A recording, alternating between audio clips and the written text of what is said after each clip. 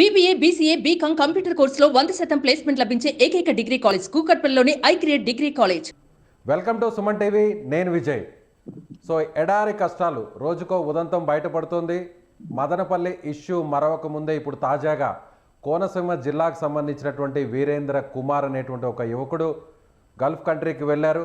అక్కడ ఒక ఇంటిలో ఉద్యోగం ఇప్పిస్తానని ఏజెంట్ తీసుకువెళ్ళి ఖతార్లో కాకుండా సౌదీ అరేబియాలోని ఒక ఎడారి ప్రాంతంలో ఒంటెలను మేపడం కోసం అక్కడికి వదిలేశారంటూ కూడా అతను ఒక సెల్ఫీ వీడియో చేస్తూ ఒక వీడియోని సోషల్ మీడియాలో పోస్ట్ చేశారు. దానికి ఏపీ మంత్రి నారా లోకేష్ కూడా స్పందించారు. ఏం అధైర్యపడద్దు, త్వరలోనే ఇండియాకి తిరిగి వస్తామంటూ కూడా లోకేష్ రీట్వీట్ చేశారు. అయితే ప్రస్తుతం మనకి సుమన్ టీవీలో ఆ బాధితుడు ఎవరైతే ఉన్నారో వీరేంద్ర కుమార్, సరెళ్ళ వీరేంద్ర కుమార్ మనతో అక్కడ ఉన్నటువంటి దృశ్యాలను, అక్కడ పడుతున్నటువంటి కష్టాలను లైవ్లో మనకి అందించబోతున్నారు. ఎక్స్క్లూజివ్గా సుమన్ టీవీ ఎక్స్క్లూజివ్గా ఈ వీడియోని మీకు అందించబోతుంది. వీరేంద్ర గారు ఉన్నారండి? నమస్తే అండి. నమస్తే సార్. వీరేంద్ర గారు, ఏంటి మీరు అక్కడ పడుతున్నటువంటి కష్టాలని ఒకసారి సుమన్ టీవీ ద్వారా బయట ప్రపంచానికి, ప్రభుత్వానికి తెలియజేస్తారా ఒకసారి? సార్ చూపిస్తారు సార్. సార్ నేను బ్యాక్ కెమెరా ఆన్ చేస్తే సార్ ఒకసారి. పర్లేదు, బ్యాక్ కెమెరా ఆన్. ఫస్ట్ మీరు చెప్పండి, మీరు ఫ్రంట్ కెమెరాలోనే మీరు పడుతున్న కష్టాలు ఏంటో చెప్పి అక్కడున్న సిచ్యువేషన్ని తర్వాత బ్యాక్ కెమెరా ద్వారా వివరించండి. ఇప్పుడు మీరు ఎగ్జాక్ట్గా ఏ లొకేషన్లో ఉన్నారు సౌదీ అరేబియాలో, మీకు ఐడియా ఉందా? తెలియదు సార్. నేను ఎగ్జాక్ట్ ఏ లొకేషన్లో ఉన్నా తెలియదు సార్ నాకు. ఓకే, ఎస్, మీ కష్టాలు ఏంటో చెప్పండి, ఏంటి ఇబ్బంది ఏంటి చెప్పండి ఒకసారి ఫస్ట్. సరే, ఇక్కడ తిన్నాను సార్, ఏం తిన్నుందా సార్, సరిగ్గా తిండి పెట్టలేదు సార్. సరే, తాగడానికి వాటర్ కూడా ఉండలేదు సార్. కనీసం మార్నింగ్ బ్రష్ చేయడానికి కూడా వాటర్ ఉండలేదు సార్. సరే, పడుకోవడానికి కూడా ఉండలేదు సార్. సరే, మంచాలు కూడా అవసరం లేదు సార్. పోనీ మామూలుగా పడుకోవడానికి చిన్న రూమ్ లాంటిది కూడా, అటువంటిది కూడా ఏమీ లేదు సార్.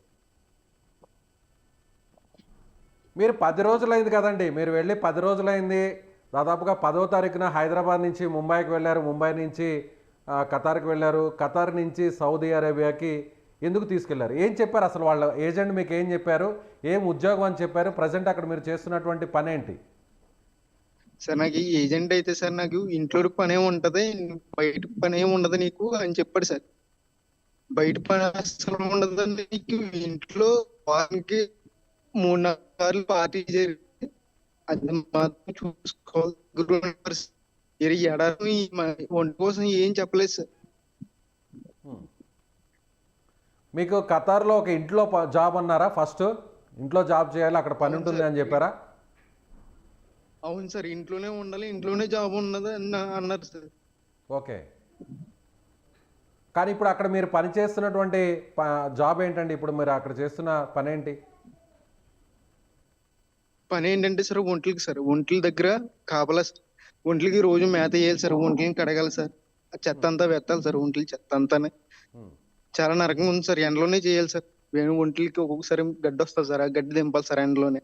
రైట్, తను ఆవేదన వ్యక్తం చేస్తున్నాడు. దాదాపుగా 10 కిలోమీటర్ల దూరంలో వెళ్ళి అక్కడ మంచినీళ్లు తీసుకొచ్చి ఒంటెలకు అక్కడ నీరునివ్వాలి, అలాగే వాటికి ఆహారం పెట్టడం కోసం తీసుకెళ్ళాలి. అదేవిధంగా ఆ ఒంటెలకు సంబంధించినటువంటి ఆ మలమూత్రాలన్నింటినీ కూడా తానే శుభ్రం చేయాలంటూ కూడా తన ఆవేదన వ్యక్తం చేస్తున్నాడు. మరొకసారి అతనితో మాట్లాడే ప్రయత్నం చేద్దాం. సౌదీ అరేబియా నుంచి మనతో పాటు అతను జాయిన్ అయి ఉన్నారు వీడియో కాల్లో, లైవ్లో.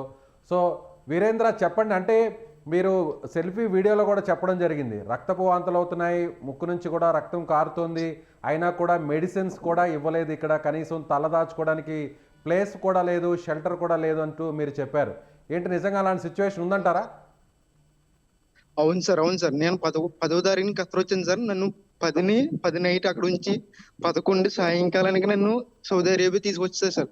తీసుకొచ్చిన 2 రోజుల నుంచి నాకు ఏం తిన్నా, ఏం తాగినా, కనీసం నీళ్ళు తాగినా కానీ వాంతులు అయిపోయి సార్. ముక్కులంటే రక్తం వచ్చేసేది సార్. రక్తంతో పాటు వాంతులు అయిపోయి సార్. ఓకే, మరి మెడిసిన్స్ ఇవ్వలేదా వాళ్ళు? అడగలేదా అక్కడ ఉన్నటువంటి యజమాని? మీరు మాట్లాడలేదా? అడిగాను సార్. సరే, నా పరిస్థితి ఇలా ఉంది సార్, నాకు వచ్చిన రోజు నుంచి ఈ రోజు వరకు నేను మోషన్ కూడా వెళ్ళలేదు సార్. ప్లీజ్ సార్, నన్ను హాస్పిటల్ చెక్ చేయించండి సార్, చెకప్ చేయించండి సార్ అని అడిగాను సార్. అయినా కానీ తీసుకెళ్ళలేదు సార్ ఇక్కడ ఉన్న ఓనర్స్. నువ్వు అలా హెల్త్ బాగాలేదు అన్నావు అంటే కనుక నిన్ను ఇంకా కష్టమైన దారుణమైన పనులు పెట్టేస్తానని బెదిరించారు సార్. ఓకే, మీరు ఏదైనా అడుగుతుంటే బెదిరిస్తున్నారు? అవును సార్. ఇప్పుడు మీరు ఉన్న ఏరియాలో ఎంతమంది ఉంటున్నారండి అక్కడ? ఆ ఎడారి ప్రాంతంలో ఒంటెలను చాకడం మేపడం కోసం ఎంతమంది ఉంటున్నారు అక్కడ మీతో పాటు?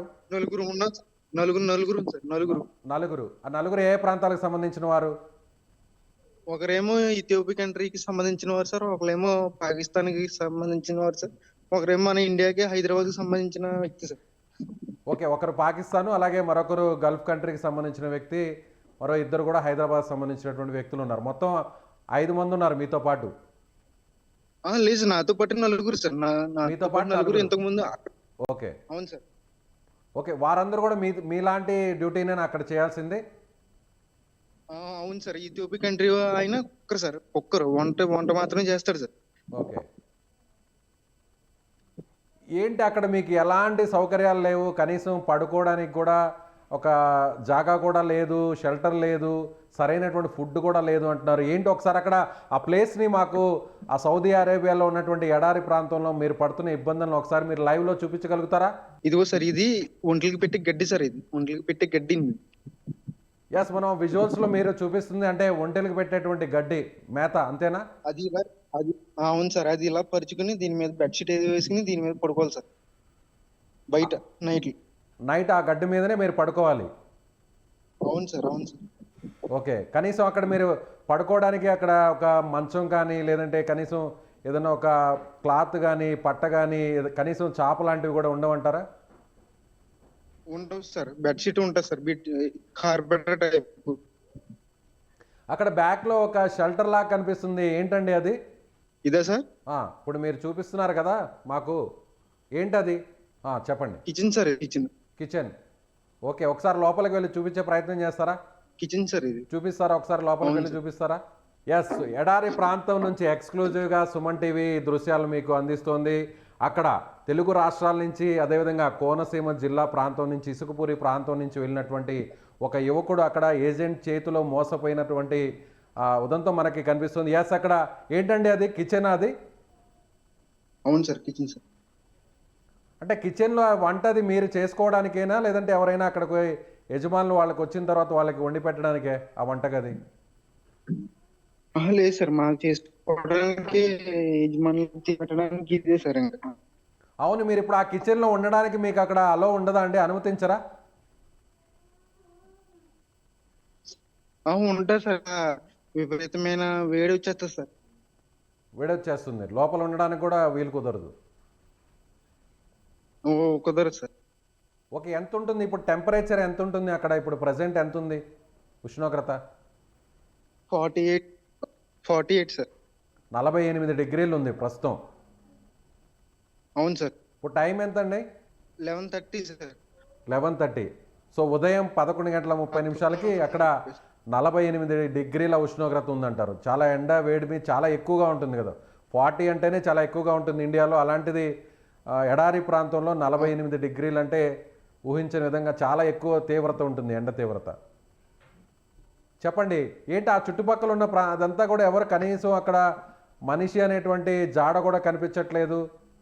అంటే ఆ ఇసుక తిన్నెల్లో అలా ఉండిపోతారా? ఎందుకండి అక్కడ ఒంటెలను అక్కడ ఉంచడానికి కారణం ఏంటి? అది తెలియదు సార్ నాకు. మరి ఎందుకు ఉంచుతారు ఏంటో నాకు తెలియదు సార్ అది. ఓకే, అంటే జనరల్గా ఎడారిలో ఒంటెలు మాత్రమే అక్కడ ఒంటెల ద్వారానే ప్రయాణం చేయగలుగుతారు అంటారు, కానీ వెహికల్స్ కూడా ఉన్నాయి ఆ ప్రాంతంలో. మీరున్న ప్రాంతంలో కార్లు కూడా కనిపిస్తున్నాయి. అవును సార్. వీళ్ళు ఏంటంటే సార్, ఈ కార్ కూడా కనిపిస్తుంది, ట్యాంకర్ ఉంది అక్కడ, కొన్ని కార్లు ఉన్నాయి. అదే సార్, కారు ఒకటే సార్. కారు ఒకటే, అది చూపిస్తాను సార్. ఒక కారు ఉంది, అవును. ఎస్, ఆ కారు పైన షెడ్ లాంటిది ఏదో ఏర్పాటు చేస్తున్నారు, ఒక ట్రాలీ లాగుంది. ఆ ట్యాంకర్ ఒక ట్రాలీ లాగుంది. అవును సార్. ట్రాలీ సార్ అది. ఆ కారు ఏంటంటే సార్, కారు వేసిన తిరుగుతారు సార్ మొత్తం. ఎడారంతా తిరుగుతారు సార్. వాళ్ళకి ఎన్ని ఒంట్లు ఉన్నాయో ఒంట్ల దగ్గరికి అన్ని తిరుగుతారు సార్. మళ్ళీ అక్కడ పెట్టేసి వాళ్ళ కార్లు వేసిన తిరుగుతారు సార్. ఎస్, ఒకసారి అది చూపించే ప్రయత్నం చేస్తారా? ఆ కారు, ఆ వెహికల్ని, అక్కడ ఉన్నటువంటి ఆ షెడ్ని కూడా చూపించే ప్రయత్నం చేస్తారా? ఎస్, ఒక ట్రాలీ ఉంది, ఆ ట్రాలీ కింద ఒక నీడ ప్రాంతం లాగా ఉంది. అక్కడ ఎవరైతే ఈ గల్ఫ్లో ఉంటున్నటువంటి వారు ఉన్నారో వారికి సంబంధించినటువంటి, ఇప్పుడు ఎవరైతే అక్కడ పనికి తీసుకువెళ్ళి పెట్టినటువంటి యజమానులు ఉన్నారో వారికి సంబంధించినటువంటి వెహికల్స్ కూడా అక్కడ కనిపిస్తున్నాయి. సో అక్కడ వాళ్ళు మాత్రం లగ్జరీ లైఫ్ని అనుభవిస్తూ అక్కడ పనికి వెళ్ళేటువంటి ఇలాంటి ఉద్యోగులను అనేక ఇబ్బందులు పడుతున్నారు. వారికి ఎలాంటి వస్తువులు కానీ, కనీసం ఉండడానికి గూడు కానీ, తినడానికి తిండి కానీ లేనటువంటి పరిస్థితి. కనీసం ఆరోగ్యం బాగలేకుండా, ఆరోగ్యం మరింత క్షీణించినా కూడా చివరకు రక్తపు వాంతులు, ముక్కులో నుంచి రక్తస్రావం జరుగుతున్నా కూడా కనీసం మందులు కూడా ఇవ్వలేదు అనేటువంటి బాధను అక్కడ మనకి వీరేంద్ర చెప్తున్నాడు. సో వీరేంద్ర, చూపించండి మరొకసారి అక్కడ విజువల్స్ ద్వారా ఒకసారి చూపించండి. ఓకే, మీరు లోపల అక్కడ ఉన్నటువంటి దృశ్యాలను చూపించే ప్రయత్నం చేస్తున్నారు. ఒకసారి బయటకు రండి, సిగ్నల్ వీక్గా ఉంది, ఎడారి ప్రాంతం కాబట్టి బయటకు రండి. ఎస్, ఇప్పుడు ఓకే అండి.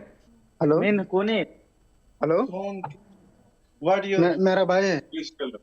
मेरा भाई है, मेरा भाई, मेरा भाई, मेरा भाई, मेरा भाई है भाई. వీరేంద్ర, మీరు భయపడొద్దు, మీరు ఎక్కడ భయపడొద్దు.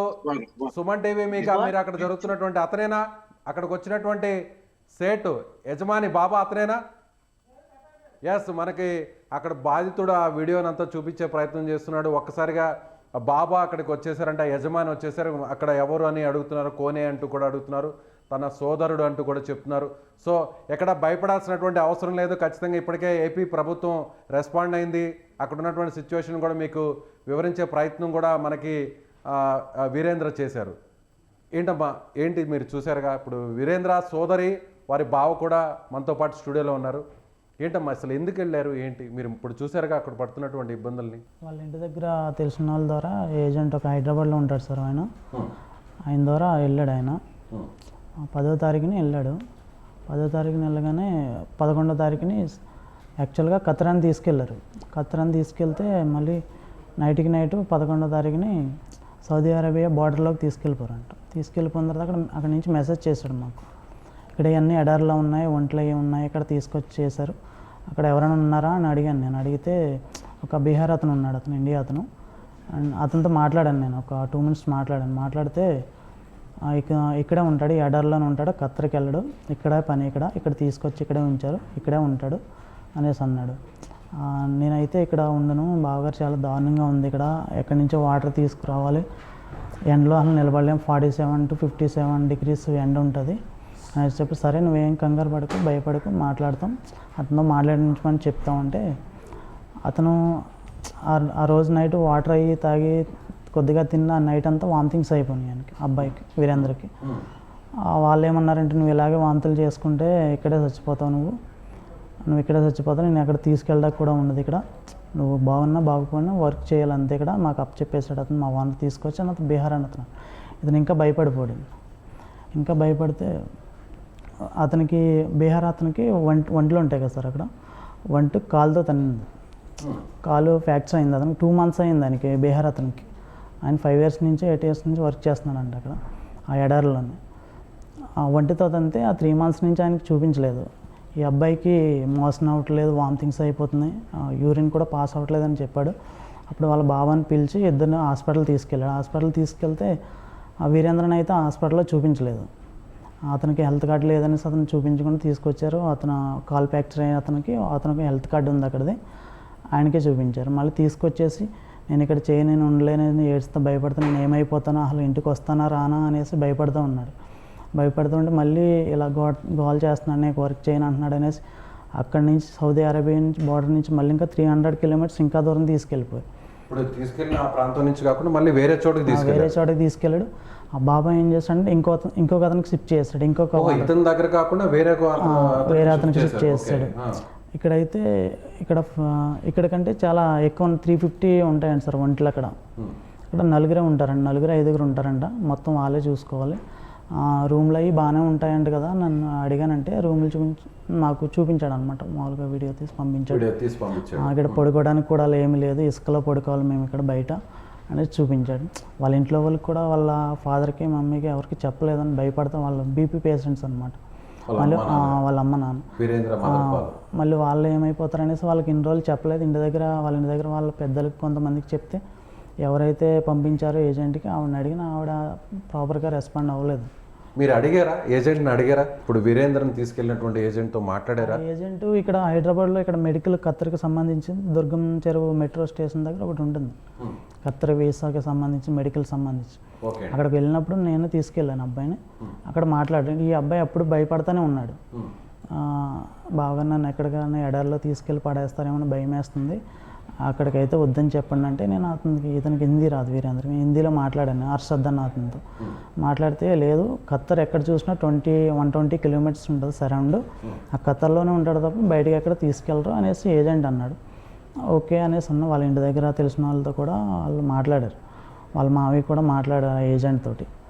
అది తీసుకెళ్ళిపోయిన తర్వాత ఏమైందంటే ఇక్కడ మెసేజ్ చేస్తున్నాడు కదా సార్ మాకు, వీరేంద్ర ఇలా ఉంది, నా పరిస్థితి అసలు బాగాలేదు. ఆ ఏజెంట్కి నెక్స్ట్ డే మేము కాల్ చేసాం వాట్సాప్లో, అక్కడ ఖత్తర్ నెంబర్ తీసుకుని. ఆయన ప్రజెంట్ ఖత్తర్లోనే ఉన్నాడు ఏజెంట్. ప్రజెంట్ అతను తీసుకెళ్ళినటువంటి ఏజెంట్ కూడా అక్కడే ఉన్నారు, ఖత్తర్లోనే ఉన్నారు. అవును సార్. ఓకే. అతను ఏంటంటే నేను నా పర్సనల్ నెంబర్ నుంచి చేశాను, అది లిఫ్ట్ చేస్తాడా చేయడని, అది బ్లాక్ చేస్తాడు. బ్లాక్ చేసేసారా? కాల్ బ్లాక్ చేస్తాడు. ఎవరు? ఏజెంట్. మీరు కాల్ చేస్తుంటే బ్లాక్ చేస్తాడు. వాళ్ళ ఇంటి దగ్గర నుంచి ఎవరు చేస్తున్నా రెస్పాండ్ అవ్వట్లేదు, కాల్ లిఫ్ట్ చేయట్లేదు. వేరే నెంబర్ నుంచి చేస్తున్నా కట్ చేస్తున్నాడు కానీ రెస్పాండ్ అవ్వట్లేదు. అవును, మీరు ఇంత జరుగుతున్నప్పుడు పోలీసుల దృష్టికి కానీ వారికి ఏదైనా కంప్లైంట్ చేయడం లాంటిది ఏమైనా చేశారా? చేయలేదు సార్. అంటే వాళ్ళ ఇంట్లో వాళ్ళకి పెద్దలకి చెప్పాం కానీ ఎందుకు కంప్లైంట్ ఇవ్వలేదంటే మళ్ళీ ఎక్కడో దూరంగా ఉన్నాడు, మళ్ళీ ఏమైనా చేస్తారు, ఆ అబ్బాయిని ఏమైనా చేస్తారు, కొత్త ప్రదేశానికి వెళ్ళారు. ఒకసారి హాస్పిటల్కి తీసుకెళ్ళమని నేను ఇక్కడ ఉన్నాను, ఖత్తర్కి షిఫ్ట్ చేసేయండి నన్ను వాళ్ళ బాబాతో. వీరేంద్ర అంటే అతను ఏమన్నా కొట్టడానికి కర్ర తీసాడంట బాబా. ఓకే, నేను ఇక్కడ ఉండను, నన్ను ఖత్తర్కే షిఫ్ట్ చేయండి, మార్చండి, మళ్ళీ ఆ ప్లేస్ తీసుకెళ్ళిపోండి అని అడిగాడు. కాలు పట్టుకున్నాడంట, కాలు పట్టుకుంటే కొట్టడానికి కర్ర తీసాడంట. కర్ర తీసుకుని నువ్వు ఎక్కడికి వెళ్ళడానికి ఉండదు, ఇక్కడ ఉండాలని అన్నాడంట. ఓకే. ఇప్పుడు కాదండి, ఇప్పుడు ఖత్తర్లో ఏ జాబ్ అని చెప్పాడు? ఖత్తర్లో ఇంట్లో పనికని తీసుకెళ్ళి, ఇంట్లో పని చాయ్ బిస్కెట్స్ అవి ఇవ్వడం, వాళ్ళందరూ పార్టీలు జరుగుతుంటాయంట. ఆ ఇంట్లో పనే చెప్తాం తప్ప వేరే పనికి ఎక్కడ తీసుకెళ్ళము, ఇంట్లోనే ఉంటాడు, ఇంట్లోనే పని చేస్తాడు అన్నాడు. అక్కడ తీసుకెళ్ళిన తర్వాత నైట్ నెక్స్ట్ డే షిఫ్ట్ చేస్తారు అతన్ని. ఆ ఏజెంట్ రెస్పాండ్ అవ్వట్లేదు. ఆ బాబా వాళ్ళు ఇతనికి అరబీ రాదు ఏమి రాదు, వాళ్ళతో మాట్లాడదామన్నా కూడా వాళ్ళు కూడా కొత్త వాళ్ళతో మాట్లాడాను సార్. వాళ్ళు దింపేసి ఇంతకుముందు ఎవరైతే సీనియర్స్ ఉన్నారో వాళ్ళ దగ్గర వదిలేసి వెళ్ళిపోతారంట, మాట్లాడరంట వాళ్ళు. ఇప్పుడు కాంటాక్ట్ చేసాడు కదా, మీతో కాంటాక్ట్ చేసాడు కదా, చేసిన విషయం అక్కడ ఉన్న వారికి తెలుసా? దేని గురించి? ఆ బాబాతో మాట్లాడారా? మీరు మాట్లాడారని మాట్లాడలేదు. అక్కడ పక్కన మన ఇండియా వాళ్ళు బీహార్ వాళ్ళు వర్క్ చేసేటువంటి వారితోనే మాట్లాడారు, ఇతనితో ఉన్న కొలీగ్స్తో మాట్లాడారు. కానీ అక్కడ ఉన్న ఇన్ఛార్జ్ ఆ యజమానితో అయితే ఎవరు మాట్లాడలేదు. ఎందుకంటే అక్కడ మనకు చూస్తుంటే కూడా ఒంటెల్ని అక్కడ ఎడారిలో అక్కడ తీసుకెళ్ళి అక్కడ దాదాపు 300-400 ఒంటెలను, అంటే అది ఎట్లా ఏంటి అక్కడ చేసే వర్క్ ఏమనిపిస్తుంది? అదే సార్, అది చాలా దూరం నుంచి కూడా వాటర్ తీసుకొచ్చి పెట్టాలంట, ఎండలోనే ఉండాలి. అసలు ఎండ చాలా ఎండ ఉంటుందండి, టెంపరేచర్ ఎక్కువ, అసలు నిలబడలేరండి మనుషులు. అవును చెప్తున్నాడు, ప్రజెంట్ 48-45 ఉంది అని చెప్పి అంటున్నాడు. వెళ్ళేటప్పుడు ఎయిర్పోర్ట్లో ఎలా ఉన్నా 10 daysలో మొత్తం చేంజ్ అయిపోయాడు, మొత్తం నీరసం అయిపోయాడు. ఓకే, 10 రోజుల్లోనే మొత్తం మారిపోయాడు. వాళ్ళ అమ్మగారికి వాళ్ళకి నిన్నే చెప్తే వాళ్ళు ఇంకా అప్పటి నుంచి బాధపడతాను ఏడుస్తూనే ఉన్నారు వాళ్ళిద్దరు. మ్యారేజ్ అయిందా తనకి? లేదు సార్, 24 years. 24 సంవత్సరాలు. అంటే 5 సంవత్సరాలకి వీసా ఇచ్చారు. 5 సంవత్సరాలకి అంటే 2 years అగ్రిమెంట్కి వెళ్ళాడు అన్నమాట. ఏంటి అసలు తన ఫ్యామిలీ కండిషన్, మీ ఫ్యామిలీ కండిషన్ ఏంటి? వీరేంద్ర ఫ్యామిలీ కండిషన్ ఏంటి? మా వైఫ్ వాళ్ళ కజిన్ బ్రదర్ అండి. ఓకే.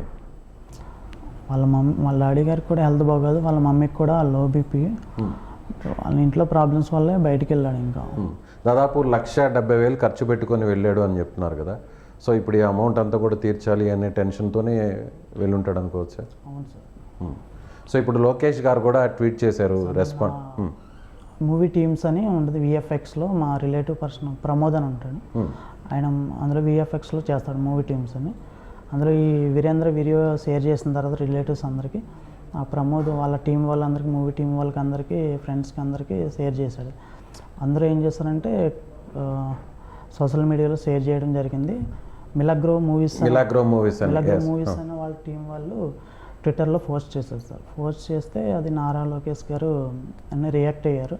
నైట్ ఒక 11-11:30కి పోస్ట్ చేస్తే ఆయన అంతా ఒక 1/2 hourలో రియాక్ట్ అయ్యారు సార్. ఆయన అది నారా లోకేష్ గారు రియాక్ట్ అయిన వెంటనే రిప్లై ఇచ్చిన వెంటనే కొంచెం నాకు టెన్షన్ తగ్గింది. ధైర్యం వచ్చింది, టెన్షన్. ఆల్రెడీ మదనపల్లిలో కూడా శివకుమార్ అనేటువంటి వ్యక్తి కూడా ఒక 4 రోజుల కిందట ఇలాగే జరిగింది. వెంటనే లోకేష్ గారు రెస్పాండ్ అయ్యి అతను ఇమీడియట్గా తీసుకుని వచ్చారు. సో ఎవరైనా అధికారులు ఏమన్నా మాట్లాడడం జరిగింది? ఎవరైనా అక్కడికి మీ దగ్గరికి మీ మాతో ఎవరు మాట్లాడలేదు సార్. వీరందరికీ అయితే కాల్ చేశారండి, ఎన్ఆర్ టీం ఎవరో కాల్ చేశారంట. మీరేం భయపడకండి, ఇక్కడ మేము తీసుకెళ్తామని అన్నారండి సార్. రైట్, ఒకసారి మనకి స్క్రీన్ మీద చూద్దాం లోకేష్ చేసినటువంటి ట్వీట్. ఏదైతే వీరేంద్ర చేసినటువంటి వీడియోకి సంబంధించి కూడా మిలాగ్రా మూవీస్ అనేటువంటి వీరి సన్నిహితులు ఉన్నారో ఆ సన్నిహితులకు సంబంధించి కూడా లోకేష్ని ట్యాగ్ చేస్తూ ట్వీట్ చేశారు. ఒకసారి స్క్రీన్ మీద లోకేష్ ఏమని ట్వీట్ చేశారో ఒకసారి చూసేటువంటి ప్రయత్నం చేద్దాం. ఎస్, ఈ వీడియోలో ఉన్న అబ్బాయి పేరు వీరేంద్ర కుమార్ సరెల్లా. ఇతను ఈ నెల 10వ తేదీన ఖతార్ వెళ్ళడం జరిగింది. అక్కడికి వెళ్ళిన తర్వాత 11వ తేదీన సౌదీ అరేబియా తీసుకుని వెళ్ళి ఒంటెలు ఉన్న ఎడారిలో పడేశారు అంటూ కూడా అక్కడ ఉన్నటువంటి విషయాన్ని కూడా మిలాగ్రో మూవీస్ ఒక వీడియోని పోస్ట్ చేశారు ట్వీట్ ద్వారా. సో వెంటనే కొన్ని నిమిషాల్లోనే లోకేష్ గారు స్పందించడం జరిగింది. Virendra, we will bring you back home safely, don't worry. So మీరు ఎక్కడ కూడా అధైర్యపడవద్దు, నిన్ను క్షేమంగా వెనక్కి తీసుకొస్తామంటూ కూడా లోకేష్ గారు, ఏపీ మంత్రి నారా లోకేష్ గారు కూడా ట్వీట్ చేశారు. సో ఇప్పుడు మీకు భరోసా ఉందా మళ్ళీ తిరిగి వస్తారు? ఆ మెసేజ్ చూసిన తర్వాతే కొంచెం కాన్ఫిడెంట్గా ఉన్నాం, కొంచెం టెన్షన్ కూడా అంత పోయిందనమాట. ఎలాగైనా ఇండియాకి తీసుకొస్తారు సేఫ్గా అనేసి. సో ఏజెంట్ మోసం వల్ల ఇదంతా జరిగిందంటారా? అవును సార్. ఓకే, సో ఇప్పుడు ఆ ఏజెంట్ని ఇప్పుడు ప్రజెంట్ అతను అందుబాటులో ఉన్నాడా మీతో? లేదు సార్, ఆయన అయితే కాల్ రిసీవ్ చేయట్లేదు, కాల్ కట్ చేస్తున్నాడు. ఖత్తర్ నెంబర్ వేరే నెంబర్ నుంచి ఏదైనా ట్రై చేసినా కూడా? లేదు సార్, ఎవరు చేసినా చేయట్లేదు. వాళ్ళ మావయ్యకి ఒకసారి కాల్ ఎత్తాడంట. కాల్ లిఫ్ట్ చేస్తే నేను నీకు ఆన్సర్ చేయవలసిన అవసరం నాకు లేదు, మీ ఇంటి దగ్గర ఎవరైతే ఉన్నారో వాళ్ళ ద్వారా మాట్లాడాను, నేను జంగిల్ వర్క్ అనేసి తీసుకెళ్ళాను అనేసి మళ్ళీ వాళ్ళు మ్యాన్పులేట్ చేస్తున్నానండి. ఎంత జీతం అని చెప్పారండి? శాలరీ అయ్యి నా దగ్గర డిస్కౌంట్ 30,000 సంథింగ్ అనేసి. మన ఇండియన్ కరెన్సీలో? అవును సార్. ఓకే, 30,000 ఇస్తామని తీసుకెళ్లారు. అవును సార్. సో 30,000 కోసం అంత దూరం వెళ్ళడం అనేది నిజంగా సాహసోపేతమే కదండి, అంత దూరం వెళ్ళడం. అందరూ అంటే వాళ్ళకున్న ప్రాబ్లమ్స్ వాళ్ళకు ఉంటాయి కదా సార్. అవును, రైట్. సో మీరేమీ అధైర్యపడద్దు, ఖచ్చితంగా సుమన్ టీవీ అండగా ఉంటుంది. అలాగే ఇప్పటికే మంత్రి కూడా రెస్పాండ్ అయ్యారు. చెప్పండి. రిలేటివ్స్ కూడా కొంతమంది చెప్పారు, మా ఫ్రెండ్స్ కూడా కొంతమంది చెప్పారు, సుమన్ టీవీకి కాంటాక్ట్ చేయండి, వాళ్ళు వెంటనే రియాక్ట్ అవుతారు అంటే. నైట్ నేను కూడా వీడియో షేర్ మీరు కూడా చేశాను. మాకు వీడియోని సెండ్ చేశారు. అక్కడ మీరు ఆ మొరాల వీడియోస్ మూవీ టీం వాళ్ళకి ఏ విధంగా సెండ్ చేశారో అలాగే మీరు మాకు సెండ్ చేశారు. మార్నింగ్ కాల్ వచ్చింది, ఇలా రమ్మన్నారు, రండి కాంటాక్ట్ సుమన్ టీవీ వాళ్ళు కాంటాక్ట్ చేయండి. సో ఇక్కడ బాధితులు చెప్తున్నట్టుగా వారి సన్నిహితులు ఎవరైతే మూవీస్లో వర్క్ చేస్తున్నటువంటి కొంతమంది టెక్నీషియన్స్ ఉన్నారో వారికి వీడియోను పంపడం జరిగింది. అదేవిధంగా సుమన్ టీవీకి కూడా వీడియోను పంపాము. వెంటనే వారు ట్వీట్ చేసిన వెంటనే లోకేష్ గారు కూడా రీట్వీట్ చేస్తూ ఆయన స్పందించారు.